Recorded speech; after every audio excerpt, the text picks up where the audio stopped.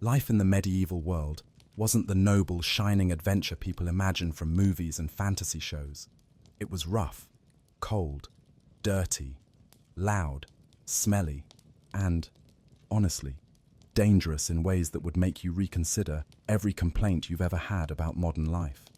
And tonight, you're about to find out exactly what it would feel like to live there. Not as a knight or a royal, but as an ordinary person, trying to survive a single day with nothing but your wits and whatever you can carry. Now that you have a sense of the world you're stepping into, if you fall asleep to these videos, feel free to like and subscribe so you can find them again easily. And let me know where you're listening from tonight and what time it is for you. Take a moment to settle in. Dim the lights, adjust your pillows, and tuck yourself in. Let your breathing soften. Allow the day you had to fade a little as you shift into a slower rhythm. Now, blink once. Blink again. You wake with your face pressed into something scratchy. Straw. Definitely straw. And not the clean, fresh kind. This straw has seen things, lived things, things that are probably now crawling in your hair. The first sound you hear is a rooster announcing loudly, way too loudly, that it has no concept of sleeping in. You sit up, but the air is cold enough to make you gasp. There's no insulation, no sealed windows, just wooden slats and thatch that lets the wind blow through whenever it pleases. A weak little fire struggles in the hearth, and so does your will to live. The cottage around you is tiny, one room, maybe two, if the family who lives here is doing well. And doing well in medieval terms means not starving. Roof mostly intact. Only one or two animals living inside with you at night for warmth. You try to stand and immediately step on something wet. You pray it was water. You don't look down to check. Your feet are bare because nobody owns multiple pairs of anything. You'll get shoes. Maybe, if you're lucky. If not, there's always cold mud, sharp rocks, and the reminder that medieval life did not care about your comfort. You look around to get your bearings. A pot of old pottage sits near the hearth, a thick stew of barley, peas, and whatever else was lying around. It has probably been reheated for 4 days straight. It's breakfast, it's lunch, it's dinner, it's everything. You take a bite because you're hungry, and because you don't want to offend anyone in the family who clearly expects you to just go along with this. It tastes fine. Okay. Maybe not fine, but edible enough that you won't faint in the next hour. Outside, you hear goats bleating, hooves tapping on dirt, and someone shouting for a child to get up because the sun is rising and so is the workload. That's how life works here. Sunrise, ill work. Sunset, equal stop working, so you don't fall into your own fire. You grab the only clothing available, a long, coarse tunic. It's itchy. Everything itches. Your skin will never know peace again. Stepping outside is like being slapped by nature. The morning is damp and cold, and your breath fogs in the air. Chickens rush past your feet. A dog barks from somewhere, and you see it digging a hole. You don't want to know why. Your first job of the day? Fetch water. There is no faucet, no pump. You walk to the well or stream, carrying a heavy wooden bucket. The path is muddy, uneven, and full of things you don't want to step in. The water is freezing and murky. Still, you fill the bucket and start walking back, arms shaking, because buckets filled with water weigh more than your entire upper body strength can comfortably handle. By the time you get back, your shoulders are burning. But the day hasn't even begun, not really. Now you help with the animals. You feed the goats. You check on the chickens. You discover chickens are terrifying up close. They don't blink enough, and they judge you. Someone hands you a hoe. It's time to work the fields. The tools are wooden, heavy, and blunt. The soil is stubborn. Every swing sends a shock through your arms. There's no kneeling pad, no gloves, nothing modern. Just you and the reminder that medieval farming was less aesthetic cottagecore dream, and more, my entire body hurts, and it's been 7 minutes. You spend hours bent over dirt, pulling weeds, turning soil, gathering stones. The sun climbs higher. Your back screams. Sweat mixes with dust until you look like you've been rolled in flour and gravel. Occasionally, someone brings a little bread or watery ale to drink. Hydration is important, even if the water tastes a little alive. By midday, your hands are already blistered. Your legs ache. Your tunic clings to your back. You've sneezed 3 times from dust and probably inhaled half the field. Welcome to medieval life. By the time the sun reaches its highest point, your body is sending signals you didn't know it could send. Your lower back is filing complaints. Your knees have declared independence. Your hands have gone numb, then unnumbed in the worst possible way. Even your shoulders feel like they've aged a decade.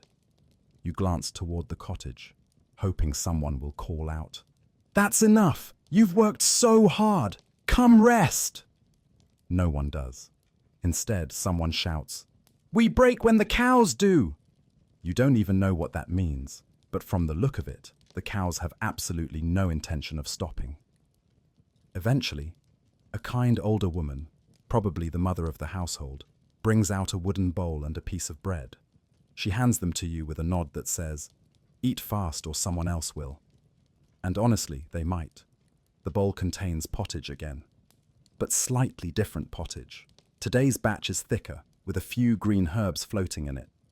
You decide not to ask what the herbs are, because medieval cooking is 50% improvisation and 50% hoping. Nobody gets food poisoning. You sit on an overturned log, tearing bread with hands that now resemble dried prunes. You take a sip of ale, because clean water is rare and ale is safer. The ale is warm, slightly sour, and absolutely not what you would call refreshing. But at least it won't kill you. Or at least, it probably won't kill you quickly. As you chew, you realize everyone else is staring at you. Not in a threatening way, just curious.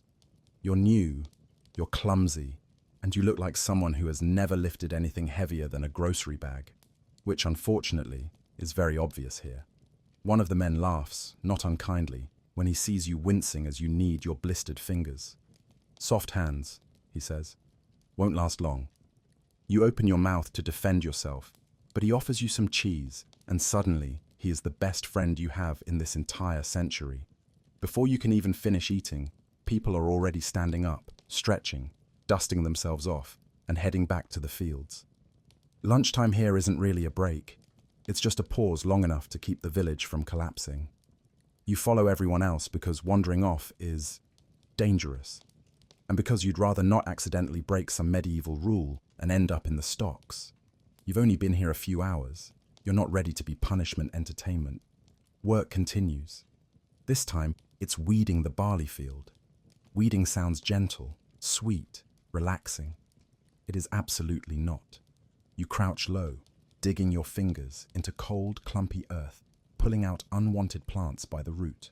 The problem is, everything looks like a weed, and if you pull the wrong thing, you may get yelled at, or worse, silently judged. Medieval silent judgment is powerful. A child runs past you, barefoot, laughing, and kicking mud. You feel personally offended by how much energy this child has. Meanwhile, you're about 12 minutes away from collapsing face first into the soil and never getting back up. And then, because the medieval times don't like you, someone hands you a basket. "Stone picking," they say. You stare blankly. Stone picking.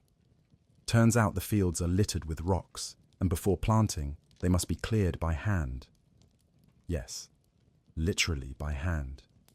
You walk row by row collecting stones like a sad, exhausted Easter egg hunt where the eggs are heavy, dirty, and ruin your lower back. As the sunlight shifts, you see smoke rising from a house nearby. A signal that the next task is coming. Firewood. You head toward the small forested area at the edge of the village. There's no lumberyard, no neat stacks of logs. There are just trees, and the expectation that you will help gather branches by snapping them, sawing them, or dragging fallen limbs back home. You try sawing. The saw is dull. The wood is hard. You get about 2 centimeters in before your arms start trembling like you're holding a jackhammer made of pure misery. Someone eventually takes pity on you, and hands you smaller branches. "Try these," they say. They're not much easier. By the time the bundle of firewood is finally tied up, your tunic is covered in bark dust, your face is streaked with sweat, and your arms feel like noodles. And then, finally, someone says the magical words you've been waiting for all day. "That's enough for now." You follow the family back to the cottage, moving like a tired ghost, feet dragging, stomach rumbling. Chickens scatter as you approach. A goat bleats at you with an attitude you absolutely do not appreciate. Inside, the cottage is warm again. The fire crackles.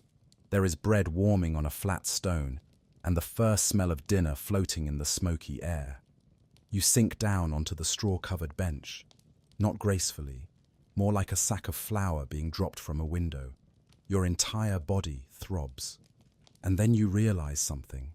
It's only the afternoon, not evening, not night, not even close to bedtime. You still have hours to go. Hours. The firewood bundle you dragged back to the cottage sits proudly by the hearth like a trophy. You'd admire it more if you weren't currently trying to catch your breath and figure out if it's normal to feel this dizzy from simply existing. For a moment, you think maybe you'll get to rest. You picture yourself sitting by the fire, maybe sipping some warm broth, pretending your spine is still in one piece. But then, just as your butt touches the straw bench, someone calls your name. It's the older woman, the one who gave you the stew earlier. She smiles kindly, but the kind that makes you suspicious. You've seen that smile on teachers who say, "We're doing something fun today," right before handing out a 30-question math quiz. "We spin wool now," she says, holding up a handful of unprocessed fleece. You stare at it. It stares back. Wool processing, in your mind, is a charming activity seen in Renaissance fair booths or peaceful nature documentaries. You imagine a soft ball of fluffy material and a gentle spinning motion. No, absolutely not. The wool she hands you feels like holding a damp cloud that went through a compost bin. It's greasy with lanolin, tangled, and full of tiny bits of straw, dirt, and things you don't want to identify. Your fingers immediately glisten with oil. You did not ask to become a human candle. She shows you how to card the wool using wooden paddles covered in short metal teeth. The movement looks simple. It is not simple. It's like brushing the world's angriest, dirtiest dog. Your arms ache almost immediately. Every time you think you've smoothed one handful, you realize the wool is only pretending. It springs apart, revealing more knots and debris.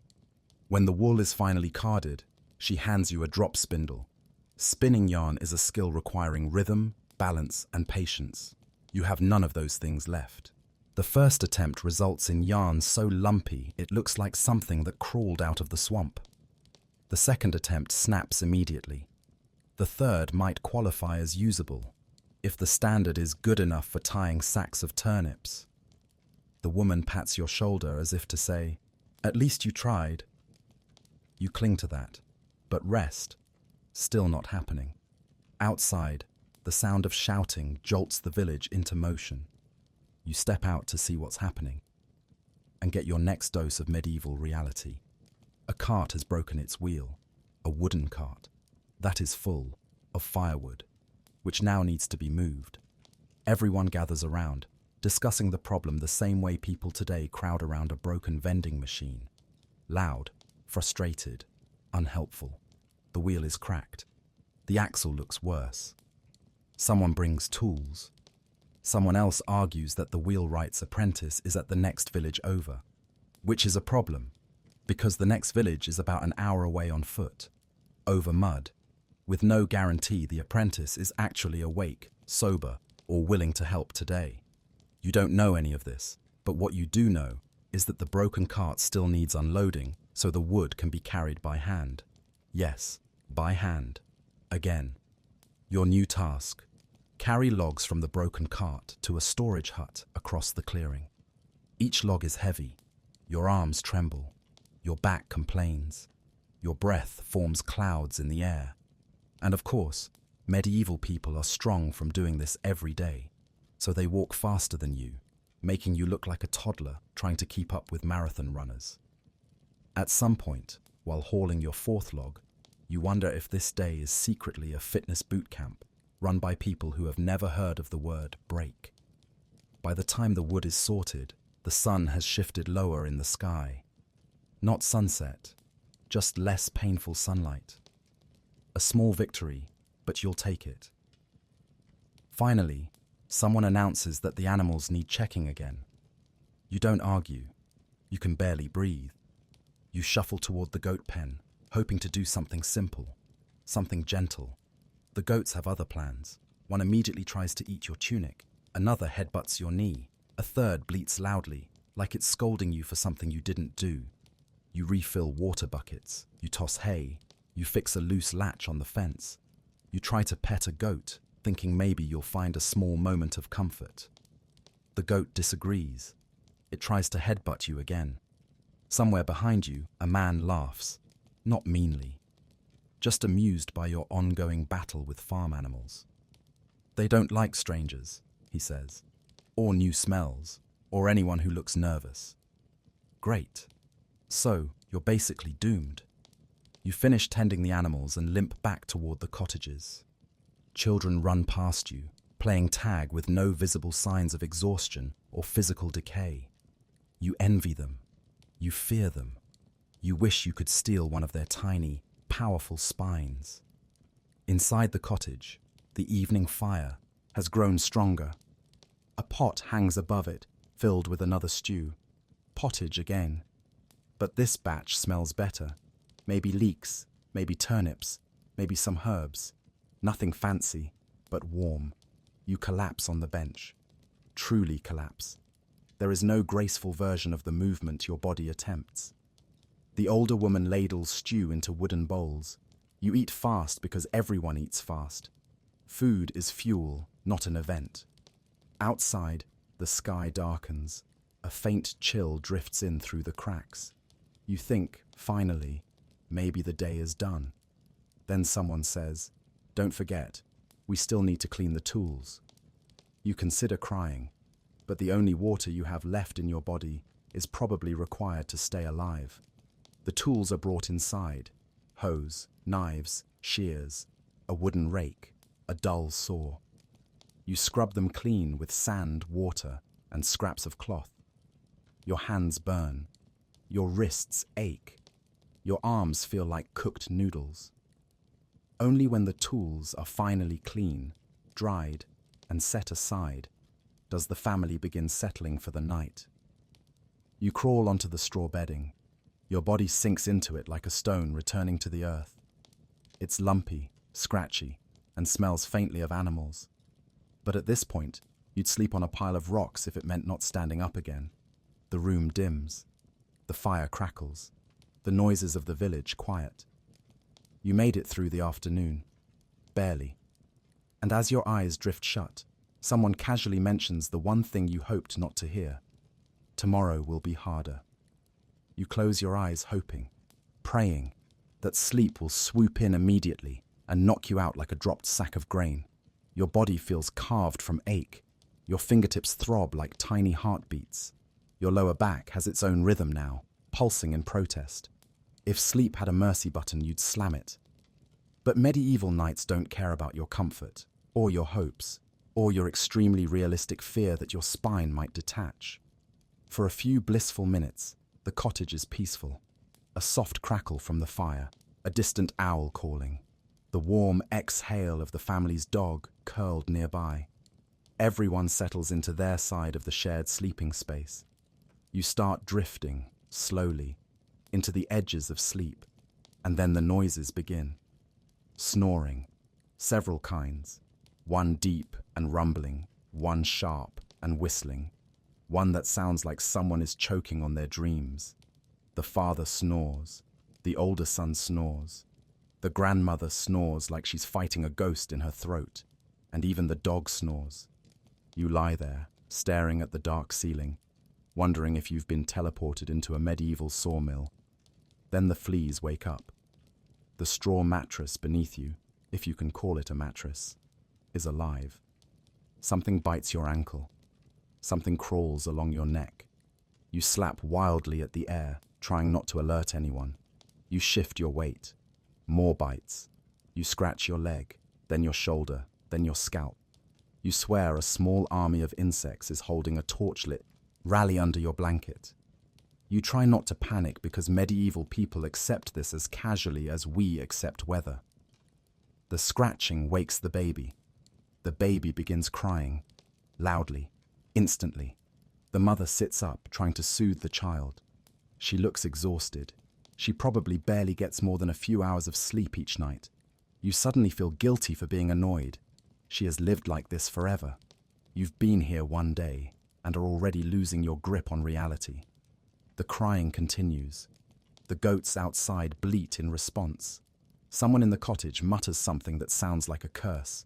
A rooster, confused by the commotion, lets out a single crow far too early.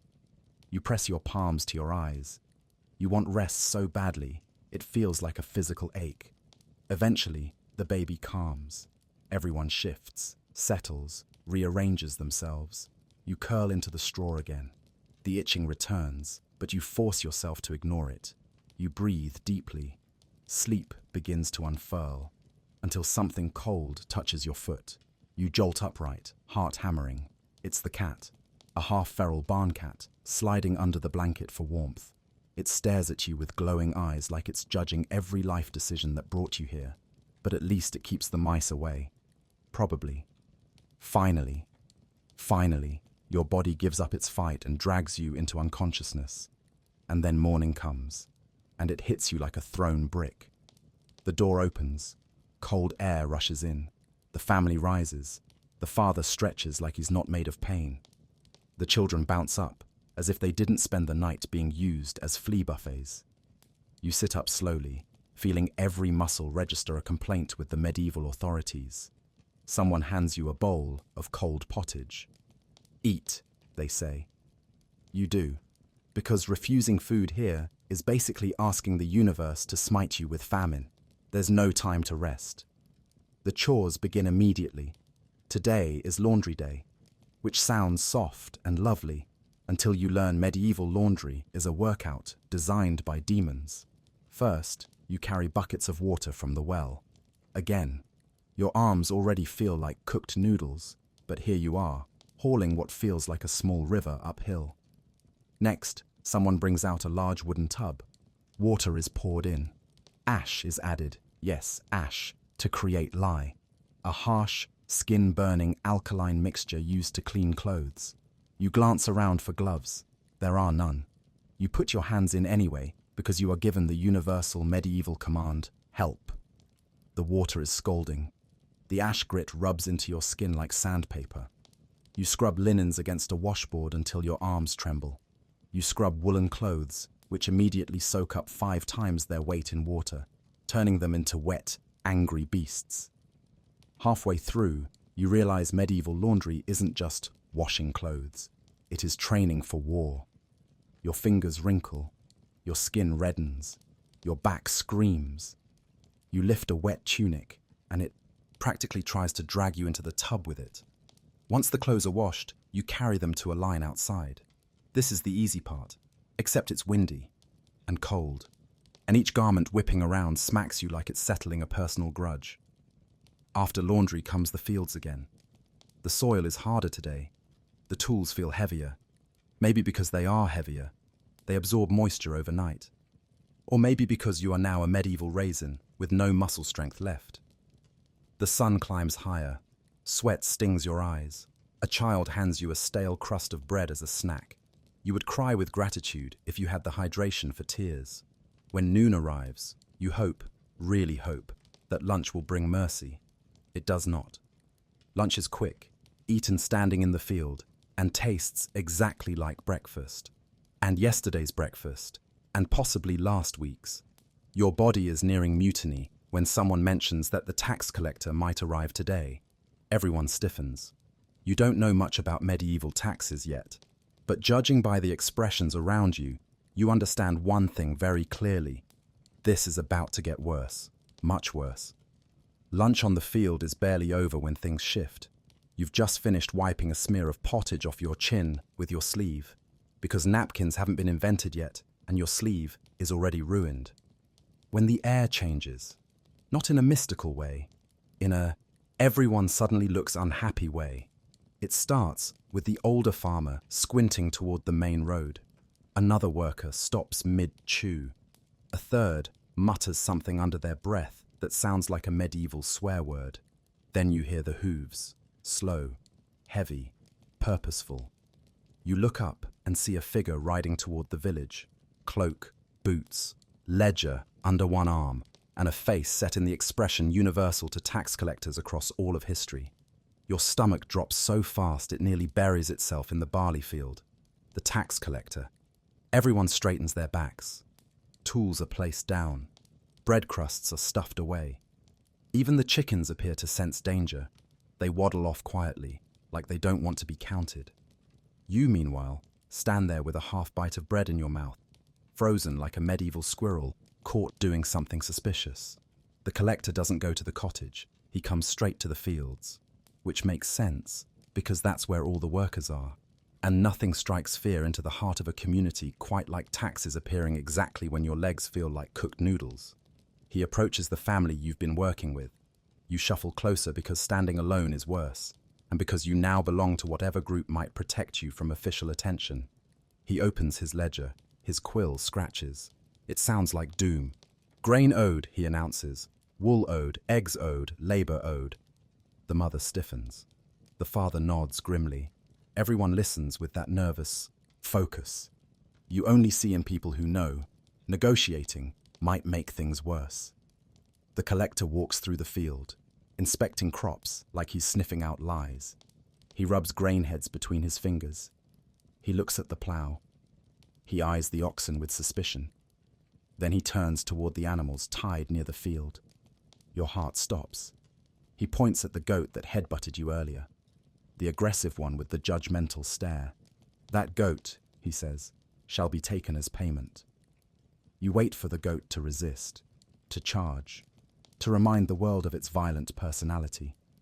But today, of all days, the goat stands there calmly. It might as well be humming a tune. Betrayal. The father tries gently. That goat gives milk. We need her. The mother adds, without her, the children will go hungry. The tax collector doesn't blink. The quota is short. You, desperate, attempt to help. You take one step forward and open your mouth. We could maybe... He looks at you. Just a look. A flat, cold, uninterested look that says, I do not know who you are, but be silent anyway. You close your mouth. The collector makes a note in his ledger. A dreadful, final-sounding scratch of quill on parchment. He grabs the goat's tether. The goat bleats once, loudly, dramatically, as if performing a farewell monologue. And just like that, the family loses one of their most important assets. One goat can be the difference between surviving winter and nearly starving. It's not dramatic. It's reality. The collector rides off, goat trotting behind him in a state of offended confusion. The field goes silent. No one speaks. No one moves. Eventually, the father exhales, long and tired. Back to work, he says. And just like that, life continues. You bend back down to the soil. Your muscles scream. Your hands tremble. Your brain tries to process the fact that a single missing goat has more consequence than any modern inconvenience you've ever known. Afternoon drags on. You clear stones from the ground. You pull weeds until every knuckle aches. You haul buckets of water until your shoulders throb. Midway through, someone asks if you can carry a hoe over to the far field, and when you pick it up, your arms almost fall off. The sun slants lower in the sky. Not sunset yet, just enough to make shadows longer and your soul feel heavier. A wind picks up, tossing dust into your eyes. Someone coughs. Someone else curses quietly about the tax collector. The entire field feels like a shared sigh. Only near the end of the afternoon does work finally slow. Tools are gathered, tools that you must help carry, because life is suffering and the medieval world likes to keep you humble. The family starts walking back toward the village. You drag behind them like a medieval zombie, each step reminding you of new muscles you didn't know could burn. You expect someone to say, "You did well today." No one does. You expect someone to say, "We rest now." Absolutely not. Instead, as you approach the cottage, the father glances at the roof and says, "Still needs patching." You contemplate lying down on the ground and accepting your fate. But you nod. Because in the medieval world, a day is never really over. By the time you reach the cottage, your legs feel like two exhausted sticks held together by increasingly fragile hope. You had silently prayed someone would say, "Rest now." Instead, the father looks up at the drooping thatch roof and nods toward the ladder. "It'll leak if we don't fix it," he says. You swallow hard. You would love to say, "Let it leak." But wet bedding in winter means sickness, and sickness without doctors means danger. And by danger, you quickly learn, this doesn't mean, "Ugh, I'm sick, time to binge watch something under a blanket." No, no blankets, no binge watching. And medieval sickness isn't a minor inconvenience. It's a doorway you do not want to stand too close to. You're about to discover why. The family works around you with that same quiet urgency you've seen all day. They patch the roof not because it's a chore, but because it's a literal matter of survival. In the Middle Ages, getting sick is like someone handing you a coin and saying, "Good luck. One side is recovery, one side is disaster. Flip it." A simple cold could turn into pneumonia within days. A cut on your hand could turn into an infection that spreads faster than gossip in a churchyard. A stomachache might be spoiled food, might be contaminated water, might be worms. Worms are very popular here, less so for you. And fever? Well, fever terrifies people here because they've seen what happens when fever doesn't break. There are no antibiotics, no disinfectants, no painkillers, except questionable herbs or alcohol. No, "I'll go to urgent care real quick." Urgent care is the person who burns incense and chants over you. If you're lucky, someone gives you willow bark tea, which does help a little, or tells you to pray. You remember how you scratched at flea bites last night. Those bites. Each one is basically a tiny roulette wheel. Fleas carry, well, everything. Bubonic plague being the most famous VIP guest. But typhus, parasitic infections, and general misery also love to tag along. And the living conditions? Perfect for illness. The cottage is warm and smoky, but that smoke also clings to your lungs and throat. Everyone lives close together. Entire families share air, blankets, food, space. If one person coughs, everyone coughs. If the baby gets sick, the whole house braces for a long, terrifying winter. You glance over at the child curled by the hearth and suddenly realize, people here lose children, often. You look at the mother and father.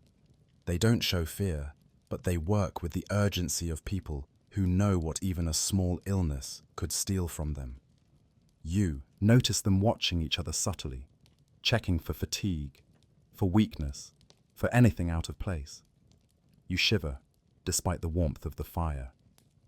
"Sickness is the worst thief," the grandmother murmurs, almost as if she's reading your mind. "Takes fast, leaves slow." You swallow. You suddenly feel very protective of your lungs. But there's no time to keep thinking about it, because the roof won't fix itself. And medieval life has no patience for your spiraling internal monologue. So you grab the ladder and climb it, each rung wobbling like it's trying to test your trust issues. The thatch roof, up close, looks like someone took a bunch of straw, whispered "good luck," and slapped it on top of the house.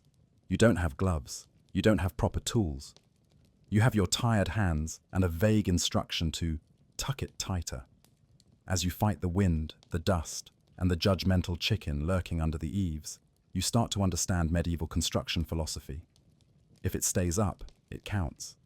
By the time you finish weaving the thatch, your shoulders feel like they're being held together with hope and stubbornness. Climbing down the ladder, your legs tremble so dramatically you nearly invent the first medieval tap dance. Inside the cottage, warmth wraps around you like a rough blanket, comforting but itchy. The fire crackles. Stew simmers. Smoke curls through the air, making your eyes water just enough to remind you how fragile your modern lungs are. You collapse onto the straw bench. The bench doesn't even pretend to be comfortable, but at this point, anything horizontal feels like heaven. Dinner tastes better than lunch. Or maybe exhaustion has become your seasoning.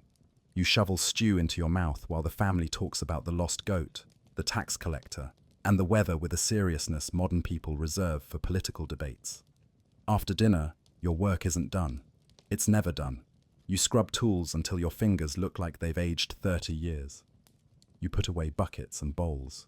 You help sweep the dirt floor, which is like brushing sand off a beach. Completely pointless, but expected. Then comes the nightly animal check. The air outside is cold enough to bite your cheeks. The sky is overflowing with stars.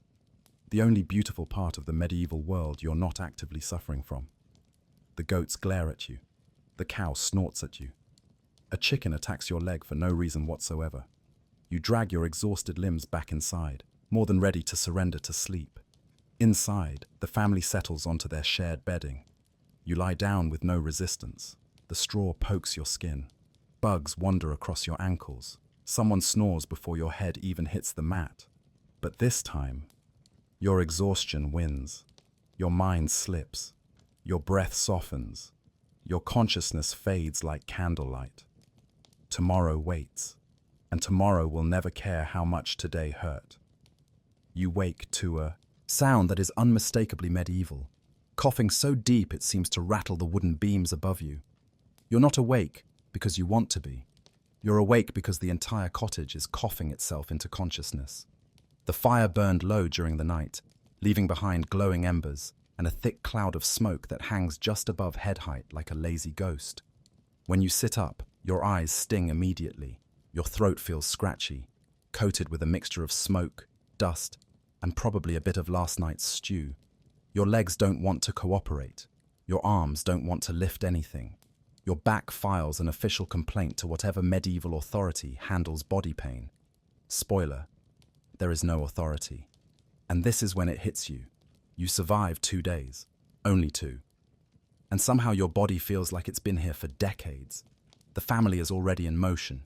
They wake up the same way they work. No hesitation, no stretching, no warm-up.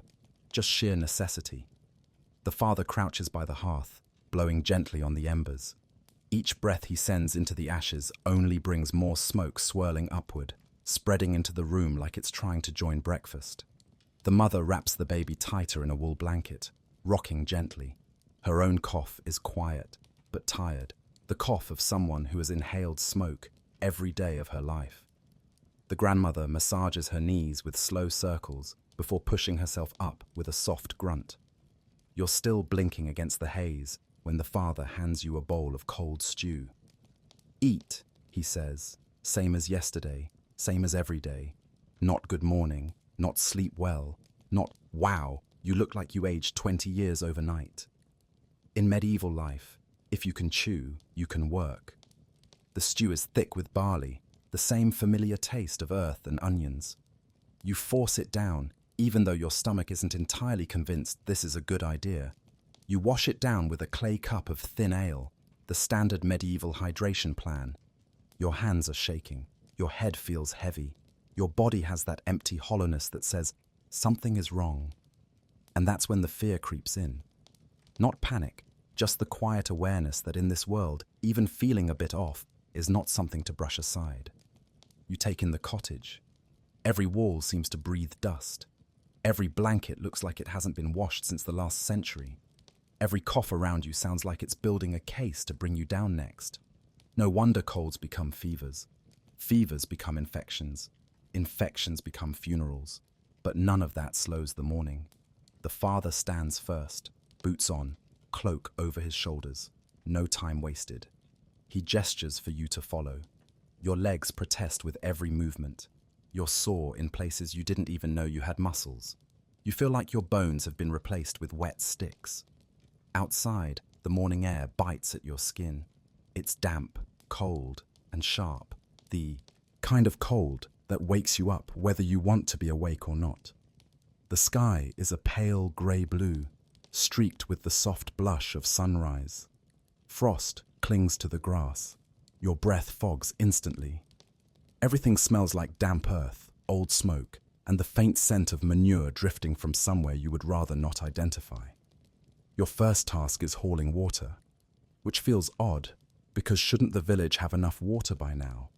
It's day 3. Surely they've collected some in advance. But no, water hauling is like breathing. If it stops, everything else stops. So you grab the bucket. It feels heavier than on day 2, or maybe you're weaker, probably both. Your shoulders ache as you walk toward the well. Each step feels like it takes a lifetime. Your grip trembles, and you have to pause halfway just to stretch your fingers. The father pretends not to notice, but you catch the grandmother watching you from the door. Not in judgment, just knowingly, like she recognizes the early signs of exhaustion and sickness as easily as she recognizes the weather. In this time, knowledge of weakness is survival. At the well, you lower the bucket slowly, wincing at the strain. The rope rubs against your palms, leaving fresh marks on top of the old ones. You hear the bucket splash against the water far below, echoing, distant, cold. Pulling it up feels like lifting the entire medieval world.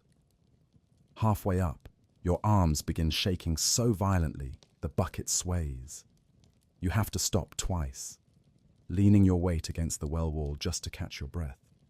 When you finally reach the top, your legs are trembling, not from cold, but from effort. You manage to carry the water back, spilling only a little, which, for a medieval newcomer, is basically a miracle. Inside the cottage, the mother is already laying out wool to be cleaned and spun. The baby is fussing. The grandmother is slicing a strange root vegetable with a small, worn knife.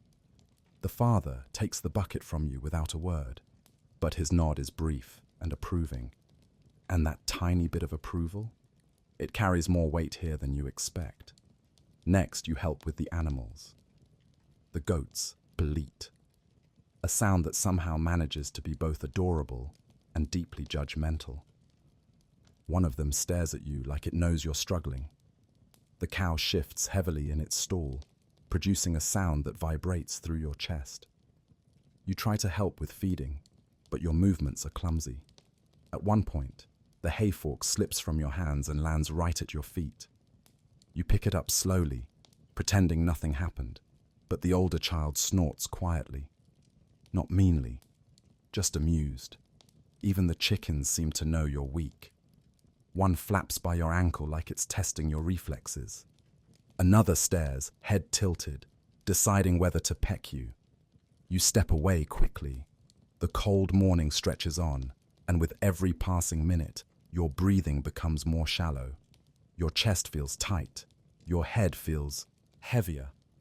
You have to stop more often, pretending to brush dirt off your hands, pretending to look at a tool, pretending anything that lets you breathe for a few seconds longer. By mid-morning, you're sweating despite the cold. Your face feels flushed. Your shirt clings to your back. Your breath leaves you in shaky bursts. You may not be sick yet, but sickness, in this world, circles people like a wolf around tired sheep. When the father finally calls for a pause, you sit on an overturned bucket, gasping as quietly as you can. The grandmother hands you a small piece of rough bread, probably meant as a kindness, or maybe as a hint to eat more so you don't pass out. You take it gratefully. Around you, the family continues working with steady rhythm. No one rushes, no one relaxes. They move like people who understand how delicate survival is. And as the sun climbs higher, warming the frost just enough to release the scent of damp earth into the air, one thought settles slowly into your mind, heavy as the bucket you hauled. You stay seated on the overturned bucket longer than you mean to. Not on purpose. Your body simply refuses to get up. Your hands tremble slightly in your lap, and you realize your fingers are so stiff you can barely curl them. The father notices. "Ready?" he asks. Not kindly, not harshly, just practically. He's not asking because he expects you to say yes. He's asking because there is no scenario in medieval life where the answer no means anything useful. So you nod, even though your entire skeleton is protesting. You push yourself up, slowly, carefully, like someone twice your age. Today's next task isn't what you expect. It's not heavy lifting. It's not dragging wood. It's not climbing questionable ladders. It's sorting beans. You blink. The grandmother motions you toward a low bench where she's already seated. On the ground in front of her sits a large wooden bowl filled with dried beans. She scoops a handful into her apron and begins separating them. Good beans in one pile, damaged, cracked, or insect-eaten beans in another. It looks simple. You sit beside her, grateful for a task that doesn't involve hauling something that weighs as much as your regrets. Except as soon as you start, you realize two things. Medieval people have impossibly fast hands. Sorting beans is not relaxing. It's a battle against microscopic horror. You pick up a bean that looks normal from afar. Upon closer inspection, it has a tiny hole in it. You glance at the grandmother. She nods. Worm. You drop the bean like it's cursed. She laughs, not unkindly, and pats your arm. Get used to it. You absolutely will not get used to it. Still, you sort. Slowly, carefully, with a growing suspicion that every bean is a potential crime scene. The grandmother moves with quiet efficiency, hands working without pause, sorting twice as fast as you. The rhythm is hypnotic. Her breathing is steady. Her focus is complete. Every so often, she pauses to stretch her fingers, then resumes. It's strangely calming and horrifying at the same time. And while your body appreciates the break from lifting and hauling, your back begins to ache from the angle. The bench is small, hard, and unforgiving. You shift positions at least 10 times in the first few minutes. The grandmother does not shift once. At one point, she glances at you and says, "Your posture is wrong." You straighten. "No, that's worse," she says. You slouch. "No, not that either." You end up somewhere in between, unsure what's happening with your spine anymore. Gradually, the bowl starts to empty. You find yourself getting better at spotting the tiny imperfections that mark bad beans. You feel a spark of pride, which the grandmother immediately extinguishes by sliding another entire bowl toward you. You sigh internally. The mother enters then, holding a bundle of wool. She sits on the other side of you and begins teasing apart the fibers, pulling them into long, airy strands before twisting them into something tighter. You watch her hands. They move like water. Smooth, fluid, practiced. You try the motion yourself. The wool sticks to your fingers, clumps together, and forms something that looks like a sad, lumpy caterpillar. The mother stares at it for a long moment. "Good try," she says. It is not a good try. After a few minutes of humiliating wool wrangling, she gently takes the bundle from your hands and returns you to your beans, which suddenly feel like the safer option. While you sort, you overhear the father outside, chopping something that sounds like wood. The rhythmic thud of the axe echoes through the walls. Chickens cluck loudly. A goat bleats with an attitude that suggests it is judging everyone for everything. You breathe in slowly. The cottage smells like wool, smoke, earth, and tea. If tea were made from whatever wild plant they found growing nearby, which it probably is. Your head throbs a little less now. Your hands, though tired, move more naturally. You feel oddly steady. For the first time all morning, you take a long breath that doesn't burn.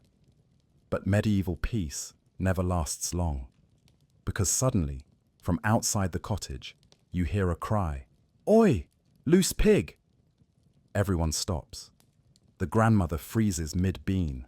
The mother stiffens. The baby goes silent. Even the goat outside bleats louder, as if gossiping. The father yells something loud and panicked. Then you hear hooves. Fast hooves. Chaotic hooves. You peek out the door and see it. A pig. A large, enthusiastic, mud-slick pig. Running at a speed pigs should not be able to achieve, barreling across the yard like it's escaping medieval taxes. A neighbor chases after it, waving his arms wildly. 2 more villagers appear, sprinting. The pig swerves left. They swerve left. The pig swerves right. They fall over each other, like dominoes. The grandmother stands beside you now, sighing deeply. Happens every week, she says. The pig charges straight toward the cottage. You step backward instinctively. It skids to a stop inches from the doorway, snorts loudly in your face, and then bolts past the chickens, who scatter in every direction. One chicken even flaps onto the roof in a burst of offended feathers. Chaos. Pure, medieval chaos. The mother steps out behind you, hands on her hips, giving the pig the same look someone might give a stubborn toddler.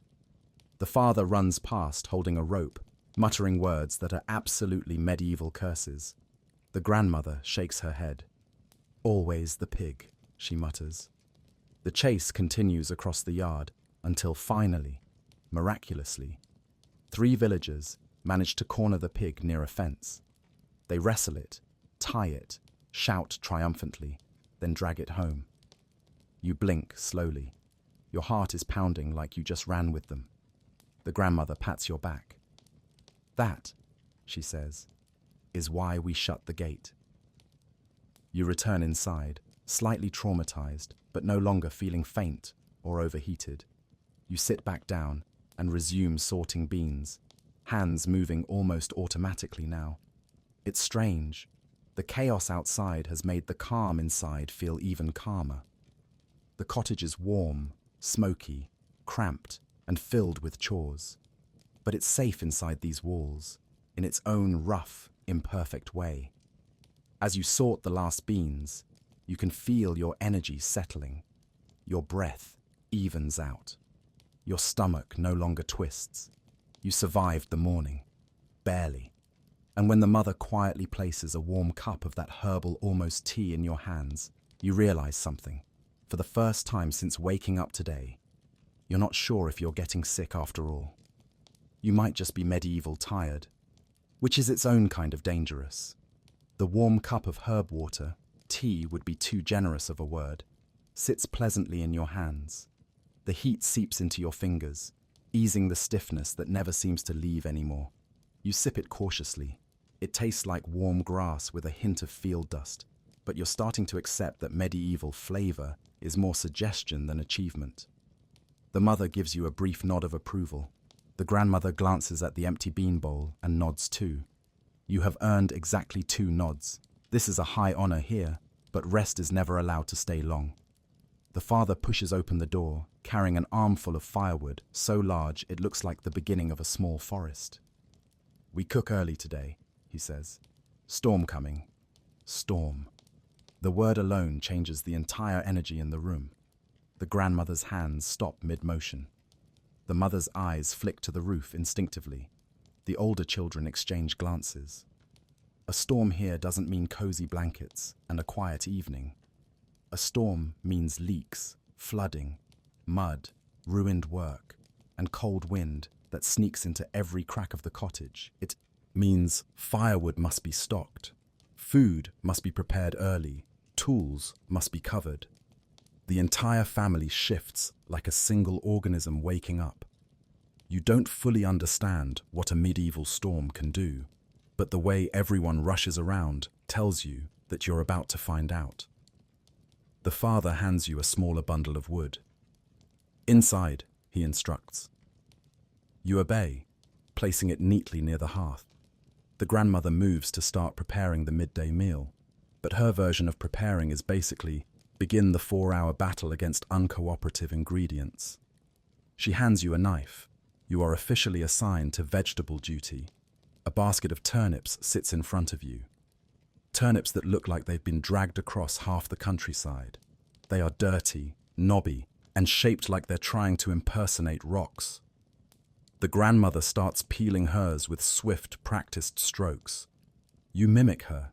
Your first attempt removes exactly 1 millimeter of peel. Your second attempt slips and nearly removes your dignity. The grandmother watches you silently.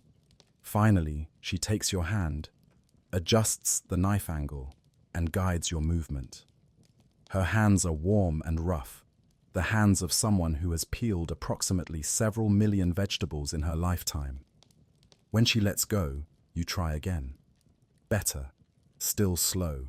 Still awkward. But better. She nods once, which feels like being knighted. While you continue peeling, the mother begins chopping the woody stalks of herbs for the stew. Fresh herbs are rare and precious here. Most of what you smell is meant more for health than for taste. Things to help with coughs, digestion, fevers. The father steps inside to grab a large iron pot. It's heavy enough that you're pretty sure it qualifies as a bludgeoning weapon. He fills it with water from the bucket you hauled earlier. You feel oddly proud of that part. With the pot hanging over the hearth, steam begins to rise as the fire crackles to life. The room warms quickly, too quickly. You start to sweat again, though you're not entirely sure if it's the heat or the exhaustion slowly melting your bones. When the vegetables are peeled, the grandmother gestures for you to start cutting. Your knife skills could be described as timid enthusiasm mixed with slight fear. Your slices are uneven. The grandmother's are perfect. You carve one slice that is barely thicker than a coin. The next looks like a medieval door wedge. She raises her eyebrow, but says nothing.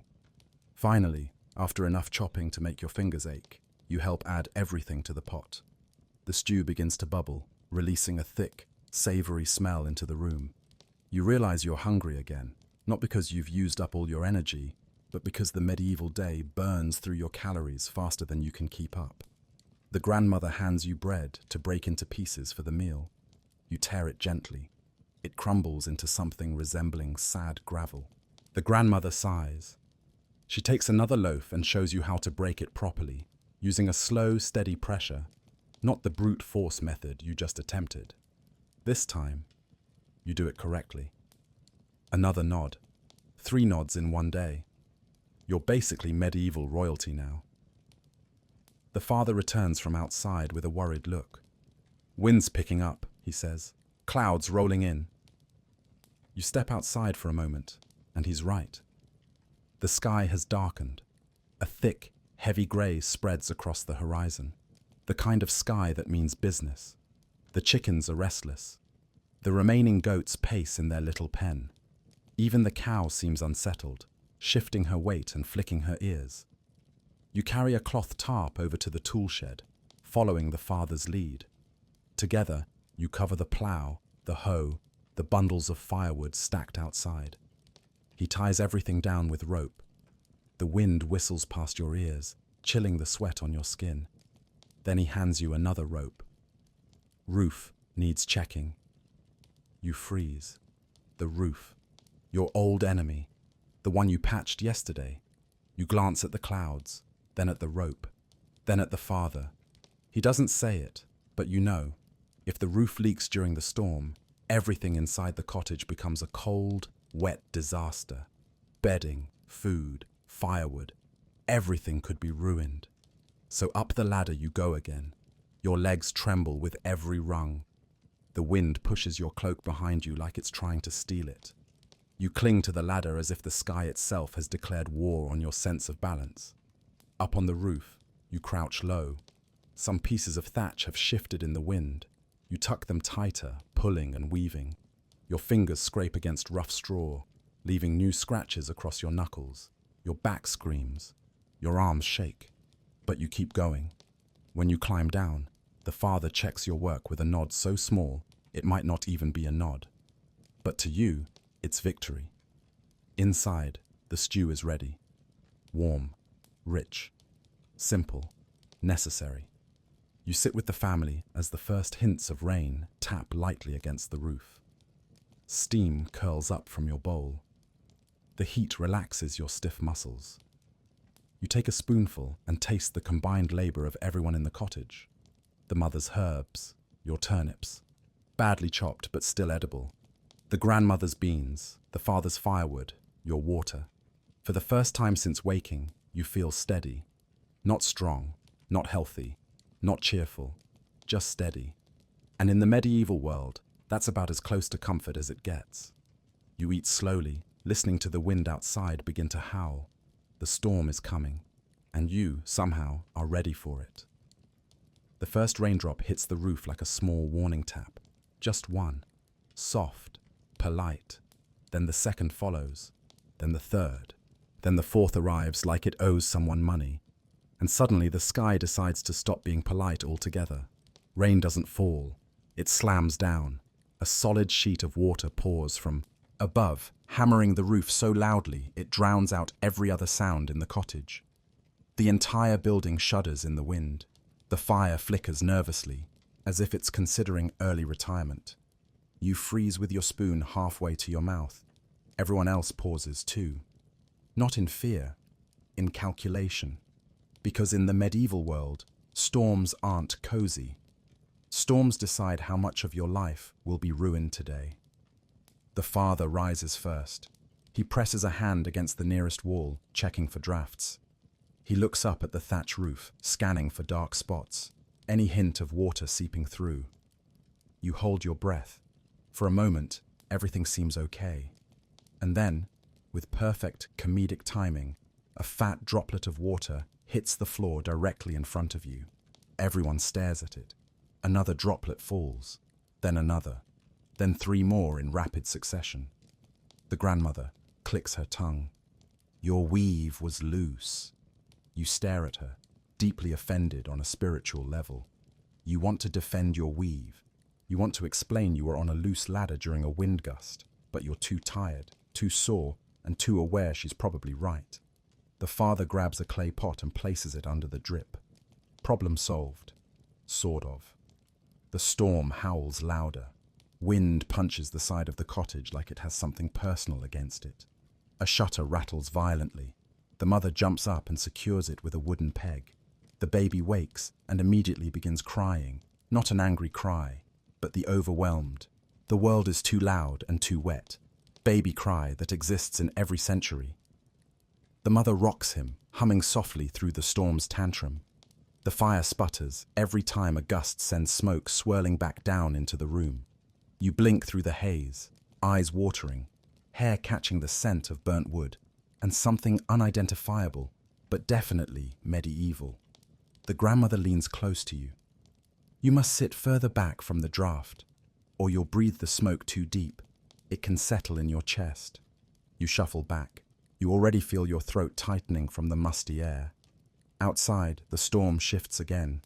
Thunder rolls low across the sky, distant at first, then closer, vibrating through the ground and into your bones. The older son points at the window. Floodline will rise if it keeps going like that, he says matter-of-factly. Floodline. You instantly picture water rushing in like a medieval tsunami, sweeping the chickens away like tiny feathery boats. The father grabs his cloak. I need to check the ditch. The ditch. The one that diverts water away from the house. The one that must be kept clear, or the cottage becomes a medieval aquarium. He looks at you. Come help. You want to scream. You want to cry. You want to pretend you suddenly developed a mysterious condition called absolutely incapable of ditch work. But you nod, because that's what medieval survival requires. Before stepping outside, the grandmother throws a wool cloak around your shoulders.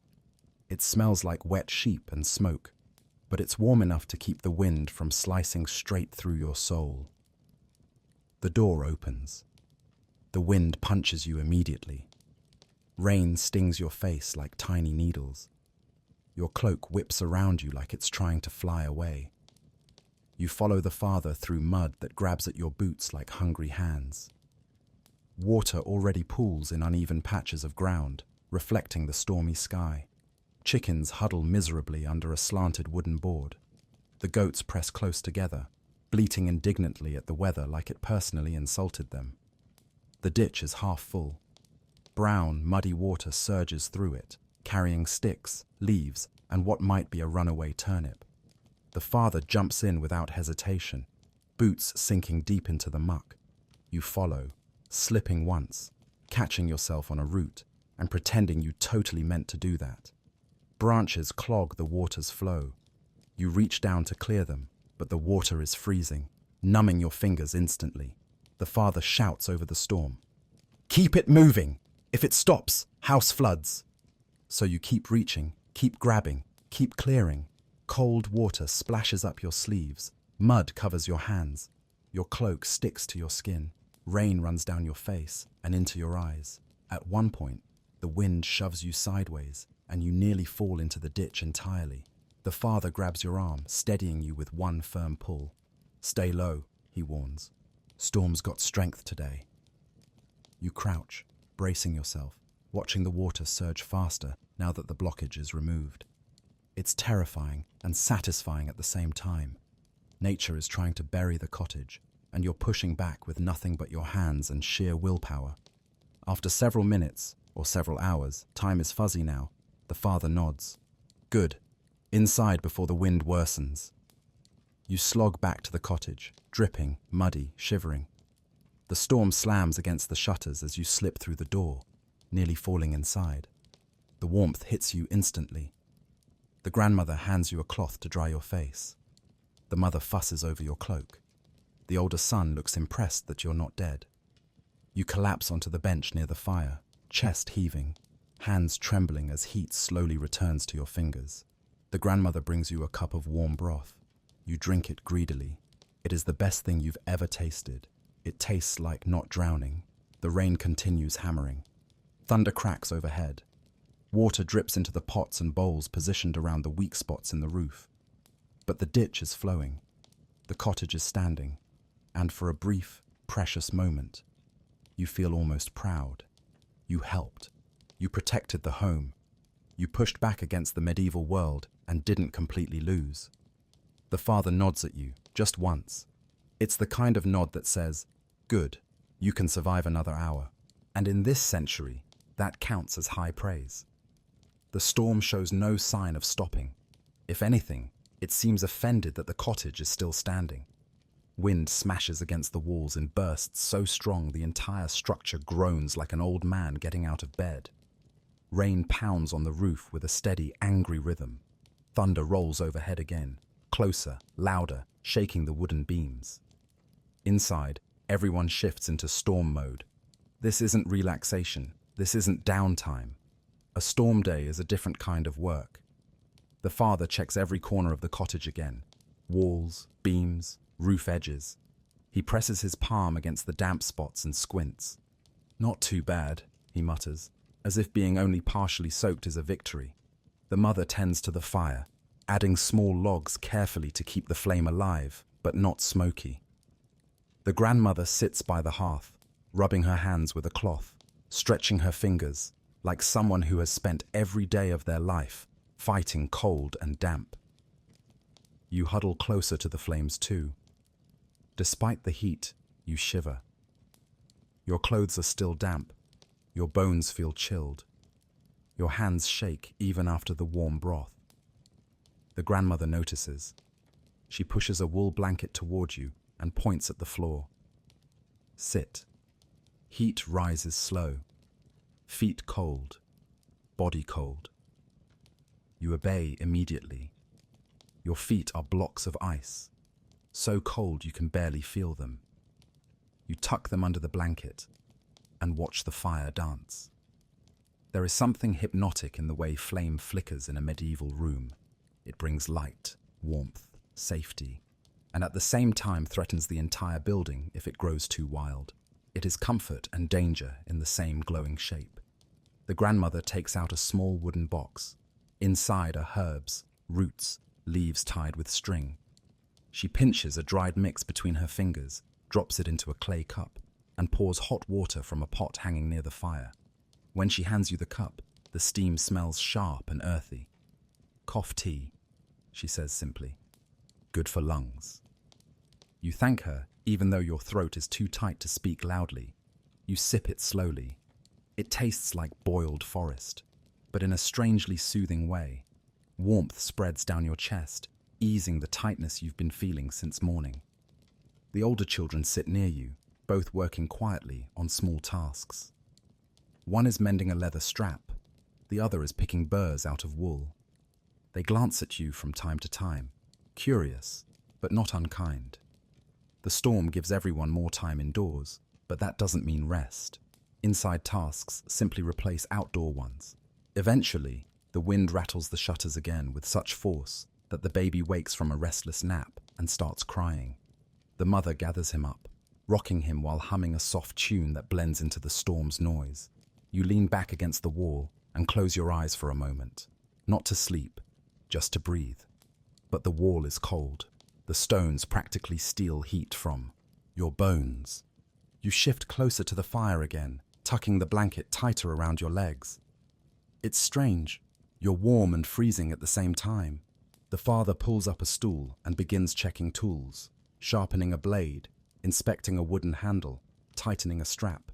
He works with the focus of someone who knows every tool is the difference between a good harvest and starvation. "Storm will pass by evening," he says, almost to himself. "Ground will be wet tomorrow." You watch him sharpen the blade, the stone scraping with a slow, rhythmic sound. Sparks flicker once or twice. He looks up at you. "You did well with the ditch," he says. You blink. Is that praise? He nods slightly. It helped. You feel the smallest warm bloom of pride in your chest, the kind that comes from not completely failing in a world that wants to chew you up and spit you out. The grandmother finishes sorting her herbs and begins to tell a quiet story, something about storms from when she was young. Her voice is soft and steady, like raindrops sliding down a window. As she talks, the cottage feels smaller, cozier, warmer. Not comfortable exactly, but connected. You realize something. This family, this cottage, this cramped, smoky space, they're becoming familiar. Maybe not safe, maybe not easy, but familiar. The storm continues. Hours pass without you realizing it. Time becomes a breath, a sip of tea, a shift of the fire. At one point, lightning flashes so brightly it lights up the entire cottage in a split second of white. The thunder that follows is so violent, it shakes dust loose from the rafters. You jump. The grandmother chuckles. "First storm?" she asks. You nod. "Well, you lived through the worst part already." That is probably not true, but the reassurance feels nice. The pot over the fire begins to boil again. The mother stirs it slowly, adding a pinch of something green. A warm, comforting smell begins to fill the room. The father stands and stretches his shoulders. "We'll eat when the rain slows." You glance at the door. Water runs in small streams along the threshold. It's still pouring hard enough that the world outside looks like it's melting. But inside, the cottage feels steady. The fire is alive. The stew simmers. Your body, though aching, feels just a little stronger than it did an hour ago. And for the first time today, your mind drifts. Not with fear, not with panic, just with the quiet realization that maybe, just maybe, you can survive this medieval day. Not easily, not gracefully, but minute by minute. And that's when the father says, "Good. When the rain eases, we can fetch the wood behind the field." You stare at him. Fetch wood. In a storm, behind the field. You look out at the sideways rain, then back at him. The grandmother pats your knee. "Storm never stops chores," she says. The rain finally begins to ease. Not stop, just ease. The deafening roar softens into a steady patter, like the sky has only half committed to calming down, but doesn't want to fully give up the drama. The father stands at the door, peering out at the grey, wet world. Good enough, he decides. Good enough. Those two words are the medieval version of prepare your soul. He grabs his cloak, checks the rope on one of his boots, and nods to you. Wood. You swallow a quiet groan. You just warmed up. You just dried off. You just started feeling like your lungs weren't filled with smoke and regret. And now you're heading back outside into a world made of cold mud and disappointment. You wrap your cloak around your shoulders again. It's still damp, still heavy, still faintly scented with wet goat, but you fasten it anyway. The grandmother hands you a small scrap of cloth to tie around your hair. "Keep the wind off your head," she says. You aren't sure how this tiny cloth is supposed to defeat the storm, but you tie it on. It immediately flaps sideways like it is trying to escape your terrible life choices. Outside, the world looks different. The sky is darker, heavy with leftover anger. The road is a thick river of mud, deep enough to swallow a chicken, shallow enough to ruin your shoes. The yard glistens with puddles that look deceptively shallow until you step into one and sink past your ankle. The wind, though calmer, still whips cold fingers across your cheeks, stealing whatever warmth you manage to collect near the fire. You follow the father across the yard toward the back of the field. The mud grabs at your boots with every step, like it's trying to drag you underground. You have to pull hard, just to free each foot. After about 10 steps, you realize mud is your new enemy. Chickens watch you pass with wet, miserable judgment. A goat bleats at you, as if mocking your struggle. Even the cow looks unimpressed. You trudge on. The father leads you along a narrow path, lined with tall grass, beaten flat by the rain. The path slopes downward slightly, and tiny streams of water run across it, making it even more treacherous. You step carefully, placing your foot exactly where the father places his, but the mud doesn't care. It slides out from under you once, and you flail like a confused bird before catching your balance again. The father glances back. "You good?" You nod. You are not good. Finally, you reach the woodpile behind the field. It's not just any woodpile. It's a mountain of logs and branches stacked neatly beneath a rough lean-to shelter. You assume you'll gather a few pieces and head back, but the father hands you a bundle of rope. "Take 3 loads." 3 loads? 3? Of soaking wet firewood heavier than your entire medieval self. You want to ask if he's joking. He is not joking. He bends and grabs an armful of logs, muscles moving like this is nothing. His cloak flaps in the wind, and water drips off the ends. He nods. "At you again. Your turn." You crouch and grab your first log. It weighs approximately the same as your despair. You add another, and another. By the time you have enough wood for 1 bundle, your arms already feel like they've melted into noodles. You tie the rope around the stack with trembling fingers. Then comes the real challenge, lifting it. Your legs wobble. Your shoulders burn. Your back cracks in ways that probably aren't medically approved. The father tightens the rope on his own bundle and throws it over his shoulder like he's carrying a sack of feathers. He starts walking. You follow, staggering after him like an overworked scarecrow. It takes forever to make it back to the cottage. The mud nearly steals your shoes twice. The wind pushes you sideways. Your arms feel like they're being pulled out of their sockets, but you survive. Bundle 1 is delivered. You drop it by the door and collapse onto the bench for exactly 3 seconds before the father reappears. 2 more. You consider pretending to faint. You consider running away. You consider asking the grandmother to adopt you so you never have to carry wood again. But you stand. Back to the field. Back through the mud. Back past the judgy chickens. Your boots are now so heavy with wet dirt, they feel like they've doubled in weight. Each step is a test of endurance. You slip once and nearly sit directly in a puddle, but you save yourself by grabbing a branch. You reach the woodpile again.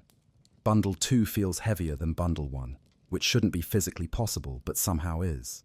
You strain, trying to lift it high enough to rest against your chest. The rope digs into your shoulders. Your cloak soaks up even more water, making it cling to you like cold seaweed. You start the walk back. Halfway there, rain picks up again. Not the hard sheets from earlier, but a steady, soaking drizzle that finds its way under your cloak, down your neck, and directly into your soul. By the time you return, your face is numb and your hands ache. Bundle 2 is delivered. You fall onto the bench again. The mother gives you a sympathetic look. The grandmother hands you a cup of warm something, but the father's voice calls from outside again. 1 more. You stare at the doorway. You stare at the cup. You stare at the grandmother, hoping she might say, "No, Let the poor creature rest. She says no such thing. You push yourself up. The third trip feels like a dream or a nightmare. One where your legs move, but you're not sure how. One where the landscape blurs into grey and mud and motion. You reach the woodpile. You lift your final bundle. Your body screams. Your breath fogs. Your cloak drips. And slowly, painfully, you walk back. When you finally reach the cottage, the father takes the bundle from you. He doesn't say, "Good job." He doesn't say, "Thank you." He doesn't pat your back. He just nods once. But in medieval terms, that nod is basically a standing ovation. You slump onto the bench, muscles shaking uncontrollably. The mother places a warm wooden bowl into your hands. Stew again. But right now, stew is love. You take a slow breath and let your shoulders fall. The storm continues its angry tapping above you. But the wood is safe, the ditch is flowing, the cottage is warm. You sit with the warm bowl of stew cradled between your hands, letting the heat seep into your fingers. Outside, the rain has slowed to a thin, steady drizzle that taps quietly on the roof. It should be comforting, but the entire cottage still feels tense, as if it's waiting for the sky to change its mind again and come tearing back down with full force. The father finally sits. Not heavily. He doesn't allow himself to collapse the way you do. He sits like a man who has been trained by life to pace his energy carefully, even when exhausted. The mother settles beside the fire, the baby wrapped tightly against her. She hums softly, her voice low and rhythmic, blending with the sound of the simmering pot. The grandmother lowers herself onto her stool with a long exhale that is half relief, half declaration that she has survived yet another stormy afternoon. You chew slowly, savoring each bite. Your jaw aches, your shoulders ache. Your spine is convinced it is no longer part of a functioning human structure. Even your eyebrows might be sore. You're not entirely sure anymore. Everything inside you longs to stretch out on the straw bedding and not move until the next century. But you've been here long enough to know that medieval evenings do not include rest. As soon as you finish your stew, the grandmother gives a sharp clap of her hands. Work now, light fading. Work, of course. You set your bowl aside and wait, hoping, begging, that work means something gentle, like sitting quietly and blinking at a wall. It does not. The grandmother drags a basket of damp wool toward the fire. Dry it, tease it, twist it, she commands. The wool looks like something that crawled out of a bog. It is wet, clumpy, tangled, and definitely judging you. You kneel beside it, your knees clicking like badly oiled hinges. The grandmother hands you a wooden comb. You begin teasing the wool apart. Wet wool does not want to be teased. It wants to remain a clump forever. It wants to resist your efforts until your soul leaves your body. Your fingers fumble. The wool sticks to your hands. It clings to your sleeves. It floats into your mouth when you inhale too deeply. The grandmother watches, nodding in a way that suggests you are doing barely acceptable work. Beside you, the mother begins spinning a strand of dried wool using a drop spindle. Her hands move with slow, practiced grace. The thread she creates is smooth and even, a kind of quiet magic born from decades of necessity. You watch, mesmerized, until the grandmother clears her throat loudly. Back to your clumpy swamp wool. The father stands and grabs a wooden bucket. He gestures toward the front door. You look at him confused. "It's barley for the beasts," he says, as if this is the most obvious thing in the world. You look at the bucket. You look at the door. You look at your hands covered in wool fuzz. He waits. You sigh silently and stand. The moment you open the door, a cold gust of air slaps you across the face. The drizzle continues, steady and chilly, soaking into your cloak even though you just finished drying off. The animals are restless after the storm. The goats stamp the ground impatiently. The cow huffs clouds of steam into the twilight air. The chickens emerge cautiously, shaking off raindrops like tiny feathered grumps. You pour the barley into the trough. The goats descend on it like furry, horned piranhas. One bumps you with its head, as if to say, "Move, human. "You're too slow." You give it a look that translates to, "I'm trying my best, I swear." When the animals settle, you return to the cottage, wetter, colder, and slightly covered in barley dust. Inside, the grandmother has moved on to stitching a tear in a garment. The mother continues spinning. The older children are sorting tools and checking for cracks from the storm. The father is near the doorway, carving a new peg for the shutters. You slide back to the wool basket, continuing your slow, painful battle. The fire crackles warmly. The storm murmurs outside. The room is dim, except for the orange glow that spreads across everyone's faces. This is medieval evening, not peaceful, just productive. The grandmother eventually takes some of the wool you've teased and inspects it. She grunts, nods, and sets it aside. "Better," she says. You beam inside. Your fingers feel like they're about to detach and roll away, but you beam anyway. As the light fades further, the father lifts a lantern and lights it with a thin splint from the fire. The flame flickers weakly in the draught, illuminating the room with a warm, unsteady gold. Then something unexpected happens.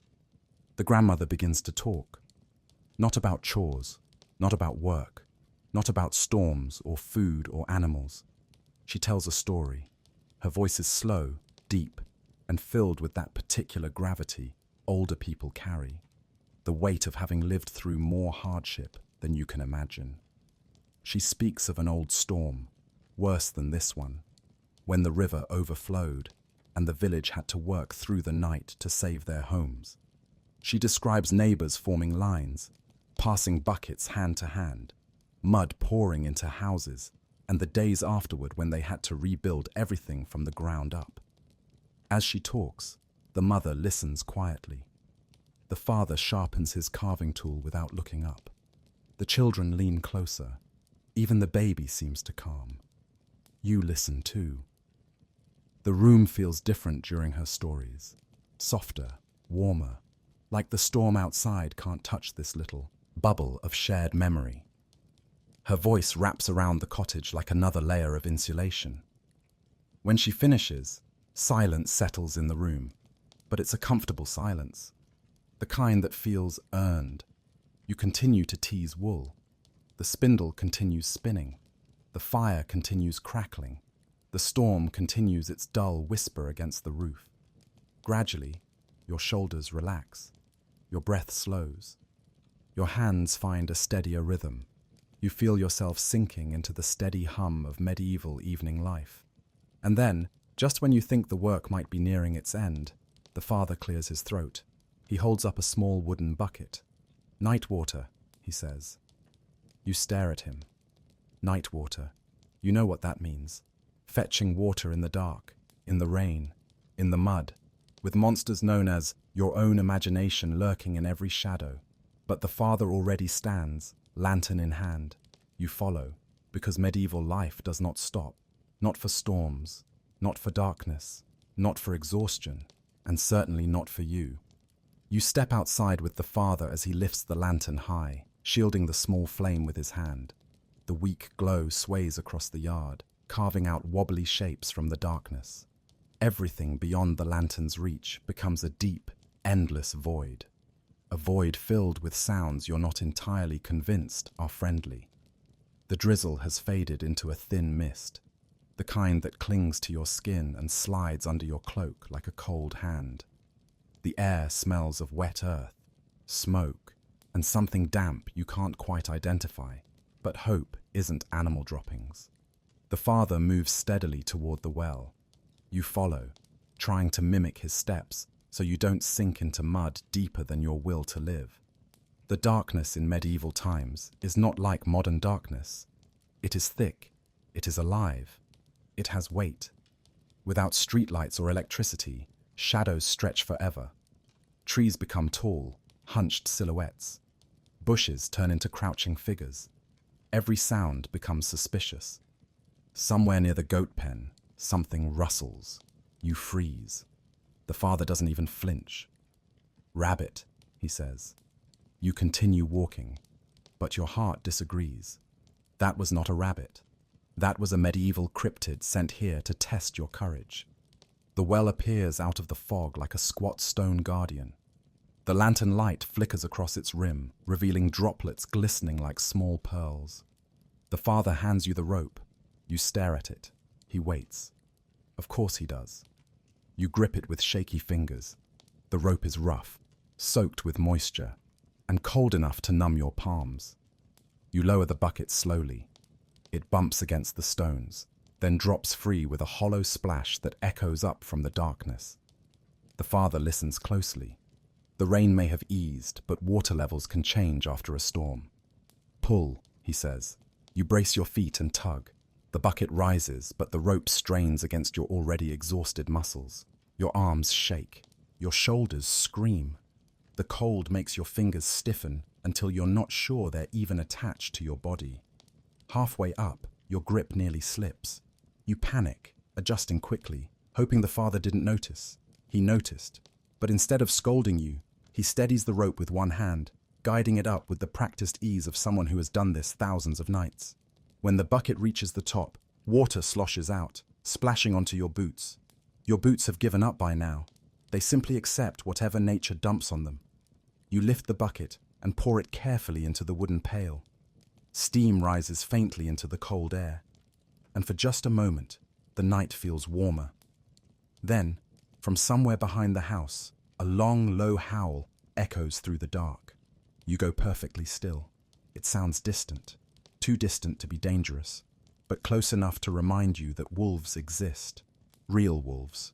Not the cute ones from movies, the ones that eat livestock and anything foolish enough to wander around alone. The father hands you the pail. Inside your chest, something whimpers, but you take it, because refusing is not a medieval luxury. Stay close, the father says. You walk back together, the lantern swinging slowly. Your boots squish through mud. Water splashes against your legs. The fog curls around the edges of your vision, thick and eerie. Another rustle in the bushes. Rabbit, the father says again. You're beginning to suspect medieval rabbits are either enormous or the father is lying to keep you from bolting. When you finally reach the cottage door, warmth spills out like a welcoming blanket. The noise of the fire, the soft murmur of the mother's voice, and the clatter of woolwork drift into the night. You step inside with relief so pure it almost makes your knees buckle. The grandmother nods when she sees the water. The mother looks up briefly, checking you from head to toe like she's making sure you didn't get eaten. The baby is asleep now, bundled near the fire, his tiny breaths rising in soft puffs. You set the pail down gently. Your hands are shaking. Your teeth chatter. Your cloak drips onto the floor. The father removes his boots and sets them by the hearth to dry. You do the same, though yours look more like swamp artifacts than footwear at this point. Work resumes inside the cottage. The mother picks up her spindle again. The grandmother begins shelling dried peas, her hands moving rhythmically. The older children count tools one last time. You sink to the floor beside the fire, wrapping the blanket around your legs. The heat seeps into your skin. Your bones hum with relief. Outside, the storm continues to mutter, rain tapping lightly on the roof like tired fingertips. The grandmother eventually hands you a bowl of warm broth, thinner than stew, but rich with herbs meant to keep the chill out. You drink it, feeling the warmth spread through your chest. As evening turns, into night, the cottage settles. The fire pops softly. The lantern flickers. The family's movements slow. The mother hums again, an old tune that seems to soothe the very air. Your eyes grow heavy. Your limbs loosen.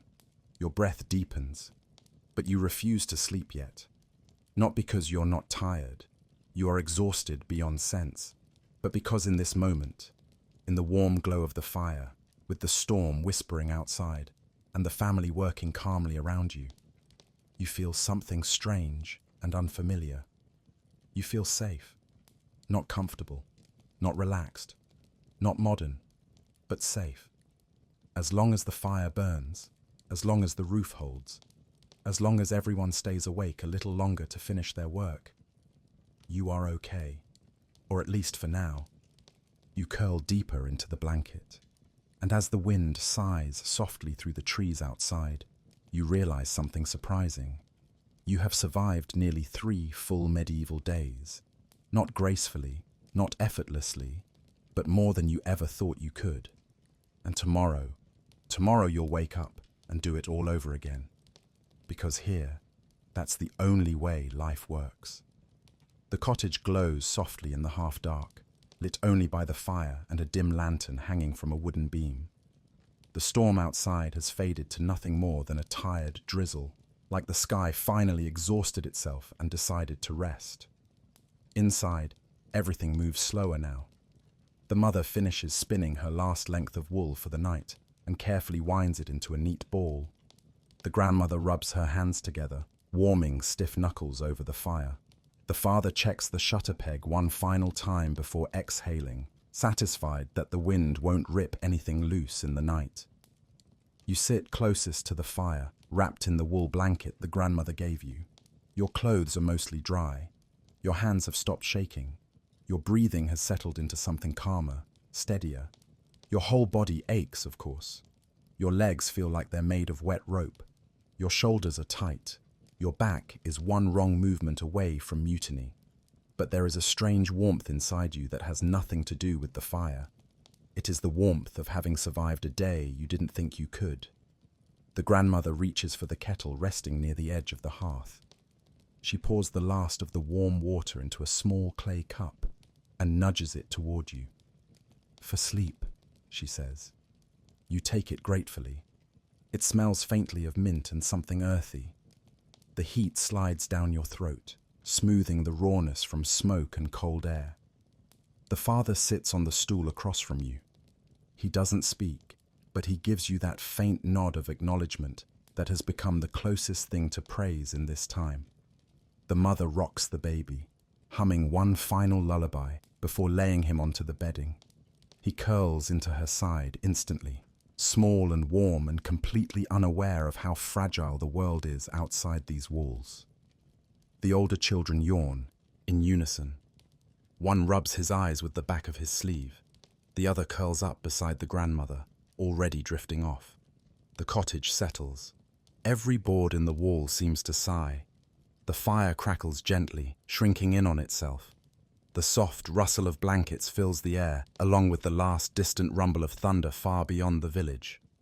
You lie down on your straw bedding again, and even though it's lumpy, scratchy, and definitely inhabited by several tiny creatures, it feels better than it did on your first night. The blanket covers your shoulders. The fire warms your face. The storm outside becomes nothing more than a memory. For the first time since arriving here, your mind doesn't fill with panic the moment you close your eyes. Instead, it fills with the day behind you, the ditch you cleared, the wood you carried through the mud, the animals you fed, the wool you teased, the water you fetched in the dark, the storm you survived with this family beside you. You didn't just watch medieval life today. You lived it. Your breath slows. Your muscles unclench. Your heartbeat softens its frantic rhythm. The grandmother settles near the fire and pulls the blanket over her knees. The mother curls around the baby. The father stretches out on his mat, arms behind his head. The children curl like small cats in their own corners of the bedding. One by one, the noises fade. The wind drops to a gentle whisper. The fire's crackling becomes a sleepy murmur. A chicken outside makes a confused cluck and then quiets. And then, silence. A deep, calming silence you didn't know medieval life could offer. You curl deeper into the blanket. Your eyes grow heavy. Your breathing matches the slow rhythm of the room. You made it. You truly made it. And before sleep completely claims you, you understand something simple and profound. You may not last long in the medieval times, but at least you endured. And that is enough, just not if you were actually there. Your eyes finally close, and night carries you gently forward. If you've reached this point with your eyes heavy and your breath softening, I hope this story helped you unwind. Thank you for listening, and may the quiet of the night carry you the rest of the way into sleep. Good night.